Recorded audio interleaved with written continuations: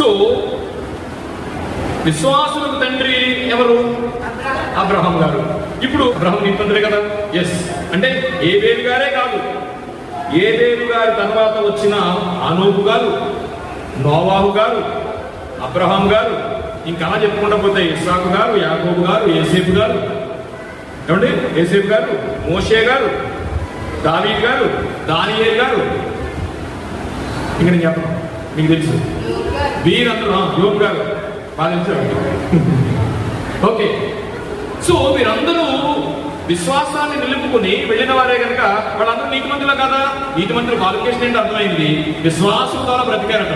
వీరందరూ విశ్వాసం ద్వారా బ్రతికున్నారు కదా, అందరూ నీతిమంతులే కదా. మరి ఒక్కరు లేరంటారు.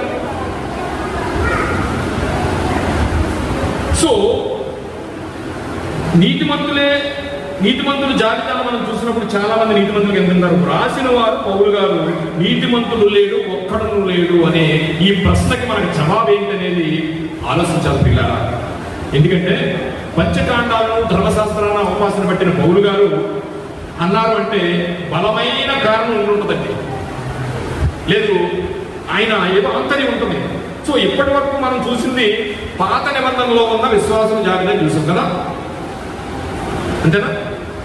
మరి ఇప్పుడు పాత నిబంధనలో ఉన్నవారు పక్కన పెట్టేసేసి కొత్త నిబంధనలో వాడు కదా ఎవరు? పౌలు గారు. కొత్త నిబంధనలు ఉండటమైతే కాలం పాత నిబంధన వాడే, కానీ పత్రికలు రాసినంత కొత్త నిబంధనలోకి వస్తుంది కాబట్టి మరి పాత నిబంధనలో ఇవన్నీ ఆయన వదిలేశాడు, పట్టించుకోలేదు వాళ్ళ గురించి అని కొత్త నిబంధనలో నీతిమంతులు ఎవరన్నా ఉన్నారంటే మనం ఎదుర్కోవాలి కదా.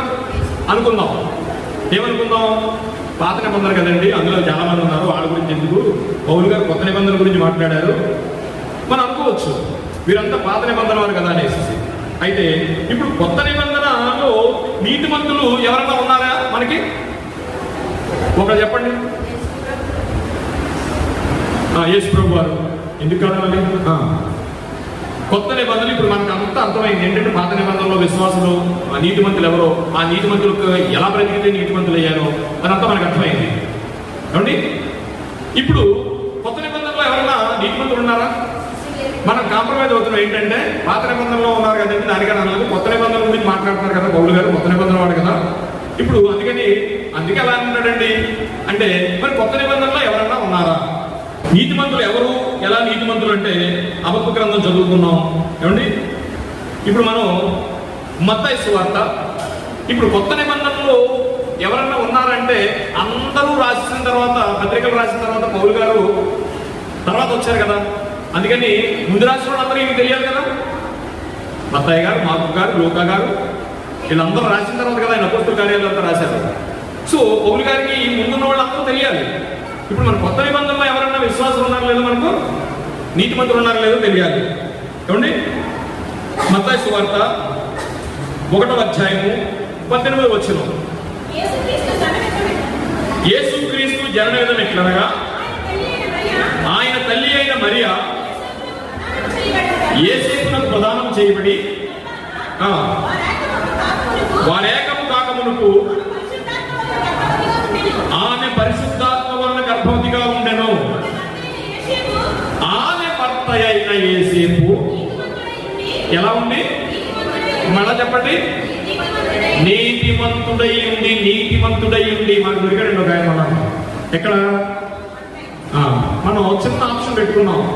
పాత నిబంధనలో నీతిమంతుల గురించి పౌలు గారు దాన్ని పట్టించుకోలేదండి, అందుకని ఆడ గురించి మనకెందుకులే, అందుకని పౌలు గారు అలా రాసుకుంటారు నీతిమంతులు లేడు ఒకడు లేడని అనుకుని. ఇప్పుడు కొత్త నిబంధనకి వెళ్తే మొట్టమొదటి అధ్యాయంలోనే మత్తయి గారు రాసిన సువార్తలో మనకి ఏం దొరికింది?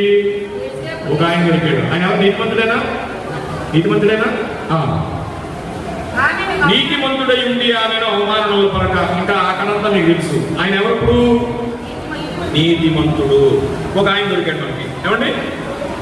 ఇప్పుడు రెండవది నెంబర్ 1 రాసుకోండి, జాగ్రత్త రాసుకోండి. లూకా సువార్త 1వ అధ్యాయము 6వ వచనం. చాలా జాగ్రత్తగా వినండి. వీరిద్దరూ ప్రభువు యొక్క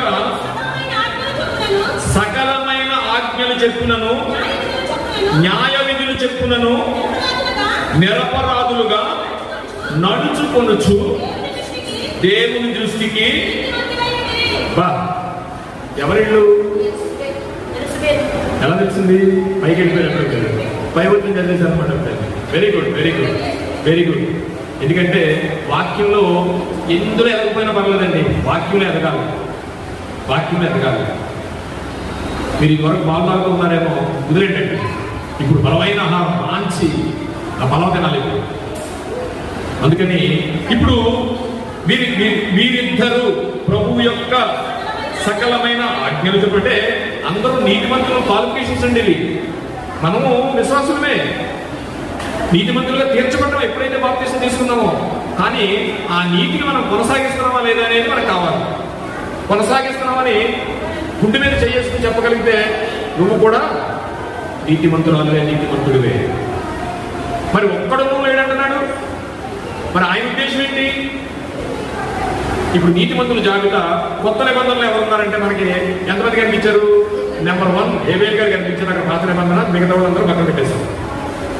ఇప్పుడు కొత్త నిబంధనలో ఎంతమంది కనిపించారు? మనకి 3 కనిపించారు. ఈ సాక్ష్యం కూడా దేవుడే ఇస్తున్నాడు.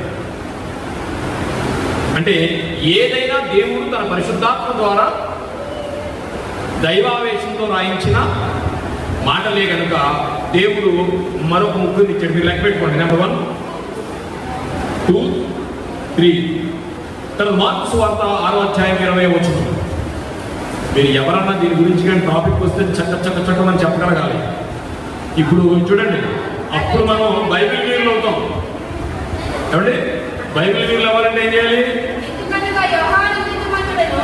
మరో నీతిమంతుడు చూడండి. ఎందుకనగా యోహాను నీతిమంతుడును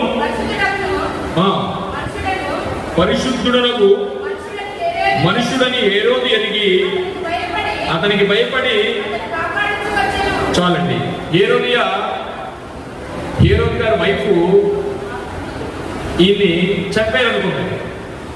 కాపాడుచు వచ్చినంటే చూడండి, పరిశుద్ధాత్ముడకు మనుషుని హేరోదు ఎరిగి అతనికి భయపడి అతన్ని కాపాడుతూ వచ్చింది. మరియు అతని మాటలు వినినప్పుడు ఏమి చేయను తోచకపోయినను సంతోషంతో వినిచుంటాను. హేరోదియ చంపేద్దాం అనుకుంది, కానీ ఎందుకు చంపడం పేరు తెలుసండి? నీతిమంతుడు. పైన రాశాడు కదా, ఎందుకనగా యోహాను నీతిమంతుడును. నెంబర్ 4 అప్పుడు 4 రండి. మరి నీతిమంతుడు లేడు, ఒక్కడను లేడంటే పౌలు గారి ఉద్దేశం ఏంటో మనకు తెలియాలి. లూకాసు వార్త 2వ అధ్యాయము 25వ వచనం. మనం ముఖ్యంగా ఒక విషయాన్ని ఆలోచించాలి. ఏంటంటే ఒకే కుటుంబంలో 3 నీతిమంతులు ఉన్నారండి. జకరియా ఫ్యామిలీ తెలుసు కదా మీకు, ఎలిజబెత్ గారు, జకరియా గారు, యోహాన్ గారు తల్లిదండ్రులేనండి. జాగ్రత్తగా వచ్చేయాలి మనకి. ఇప్పుడు బాప్తిసం ఇచ్చి యోహాన్ గారి తల్లిదండ్రుల పేరేంటి? జకరియా గారు, ఎలిజబెత్ గారు. ఇప్పుడు ఎలిజబెత్ గారు వారిద్దరూ కూడా నీతిమంతులేనట. ఈవెన్ కొడుకు కూడా నీతిమంతుడంట. వారి కుటుంబం అంతా నీతిమంతులు. మరి ఒకడు లేకపోవడం ఏంటి? సో ఇంకోటి చూద్దాం. లూకాసు వార్త 2వ అధ్యాయము 25వ వచనం. లూకాసు వార్త 2వ అధ్యాయము 25వ వచనం. యెరూషలేమునందు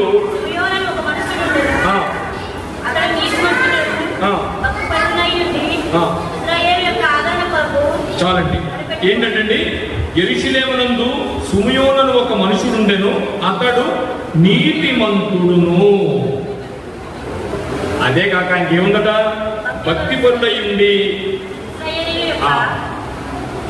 ఈయన నీతిమంతుడు. మీరు ఎంతమంది నీతిమంతులు తర్వాత అడుగుతాను, అప్పుడు నోట్ చేసుకోవాలి. చెప్తారు గారు. లూకాసు వార్త 18వ అధ్యాయము 14వ వచనం.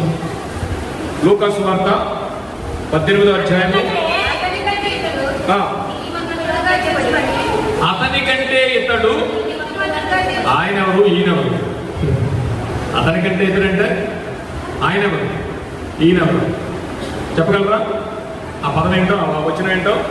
అతనికంటే ఇతడు నీతిమంతుడుగా తీర్చబడి తన ఇంటికి వెళ్ళనని మీతో చెప్పుచున్నాను. చాలు. ఎవరు అతనికంటే? పై వచనం చదవండి. మీకు ఏమైనా క్లూ దొరుకుతుందేమో. 13వ వచనం.